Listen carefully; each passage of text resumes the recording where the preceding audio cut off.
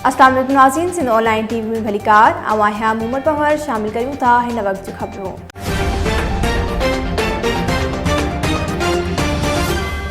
नाज़रीन, कंडियारो शहर के मुख्तलिफ हंधनि Eidgah road, town committee road, press club चौक समेत ॿियनि हंधनि ते administrator Saleem Memon, town officer Bachal Maksi, Hasnain Jokhio ऐं ॿियनि जी अॻवानी में नाजाइज़ हदखलिन खिलाफ़ कार्रवायूं कयूं वयूं आहिनि।